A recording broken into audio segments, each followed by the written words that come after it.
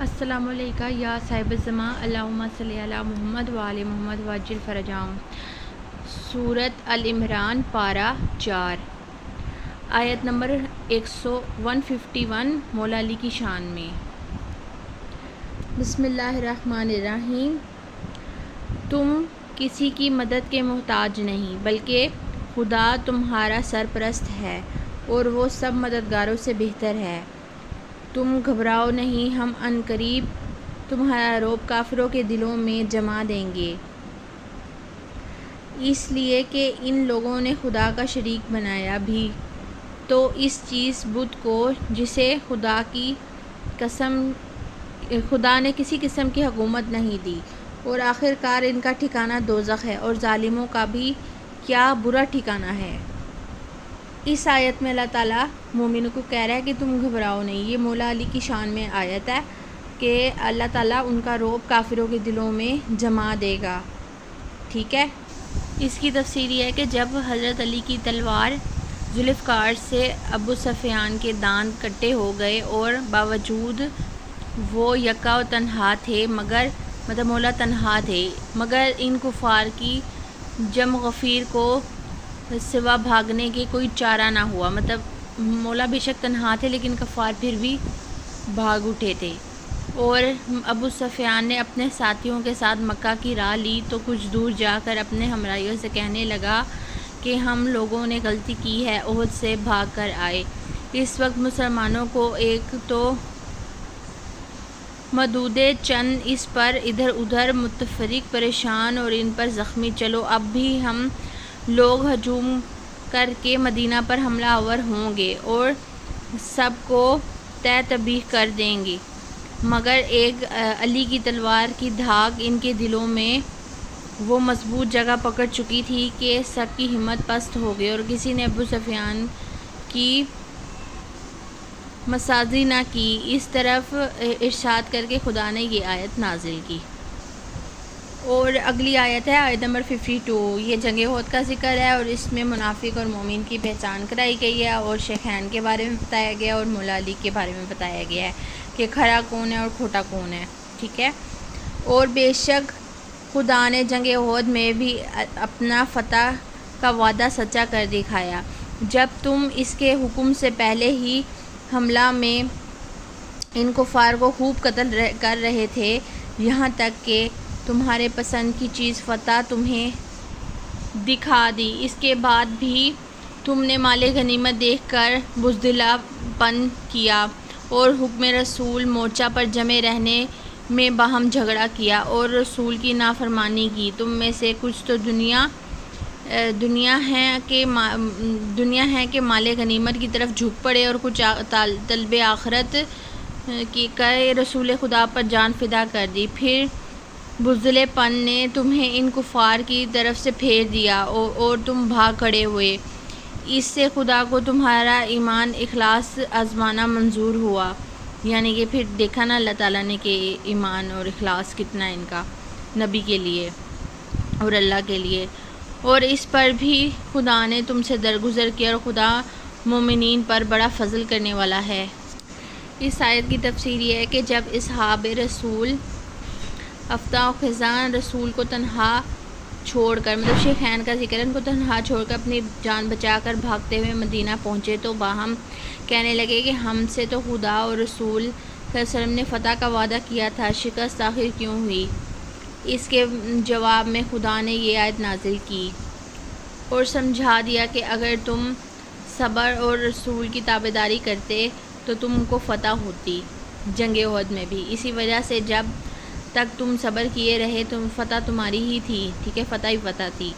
جب تم نے رسول کی مخالفت کی تو تم کو شکست ہوئی، پھر تمہارے بھاگنے کے بعد بھی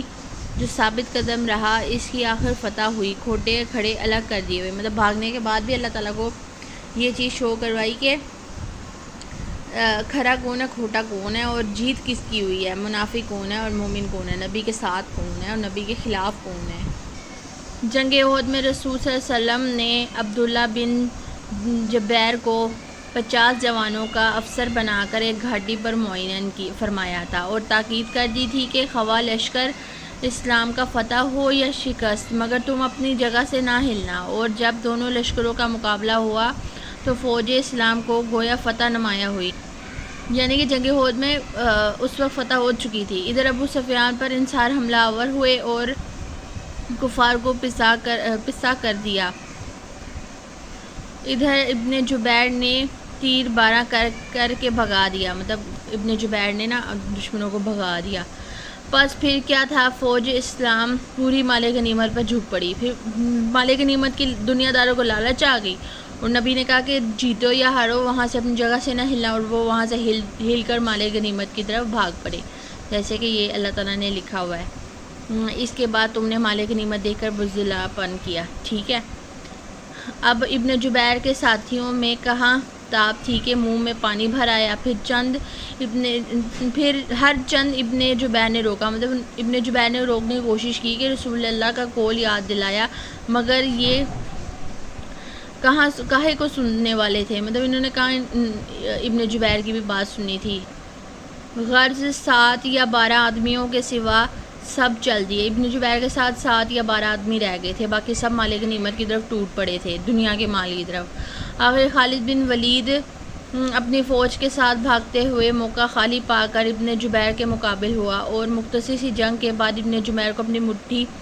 بھر ساتھیوں کے ساتھ شہید ہوئے، اور فوج مطلب پھر ابن جبیر کو خالد بن ولید نے شہید کر دیا، اور فوج کفار اہل اسلام پر پست کی طرف سے حملہ آور ہوئے، حتیٰ کہ مطلب الٹی سائڈ سے، اور حتیٰ کہ فوج اسلام کے قدم اکھڑ گئے اور چند جانثار کے سوا سب نے راہ فرار اختیار کیا۔ اب یہاں پر شیخین کا ذکر ہے کہ چند افراد کے سوا جو ہیں وہ سب بھاگ کھڑے ہوئے۔ آخر حضرت حمزہ وغیرہ نے شہادت پائی، اور حضرت رسول کے دندان مبارک مطلب سامنے کے 2 دان نبی پاک صلی اللہ علیہ وسلم کے زخمی ہوئے۔ اس وقت حضرت علی، ابو وجانہ، بی بی نصیبہ اور ان کے شوہر اور ان کے دونوں بیٹے عبداللہ اور عمار کے سوا سب چلے گئے، وہاں سے بھاگ گئے، شیخین بھی بھاگ گئے، اور رسول اللہ صلی اللہ علیہ وسلم پیچھے کھڑے بلاتے رہے۔ غرض یہ لوگ بھی شہید ہو گئے، جو نبی کے ساتھ کھڑے رہ گئے وہ بھی شہید ہو گئے۔ بیچاری نصیبہ بھی بہت زخمی ہوئی، اور حضرت علی کے سوا رسول اللہ کی ہمدردی اور جانثاری کو کوئی باقی نہ رہا، مطلب صرف مولا کے علی کے سوا کوئی بھی باقی نہ رہا نبی پاک صلی اللہ علیہ وسلم کی حفاظت کے لیے۔ حضرت جبرائیل نے یہ حال دیکھ کر عرض کی، یا رسول اللہ، اس کو ہمدردی کہتے ہیں، یعنی کہ جو مولا علی نبی پاک صلی اللہ علیہ وسلم سے کر رہے ہیں۔ حضرت رسول خدا نے فرمایا کہ کیوں نہ ہو، یہ مجھ سے ہے اور میں اس سے ہوں، یعنی کہ علی مجھ سے ہے اور میں علی سے ہوں۔ حضرت جبرائیل نے فرمایا میں آپ دونوں سے ہوں۔ اس وقت یہ آواز غیب سے آئی، مطلب پھر اللہ تعالیٰ جسے خداوند تعالیٰ نے تعلیم فرمایا، مطلب اللہ تعالیٰ کی طرف سے غیبت سے آواز آئی،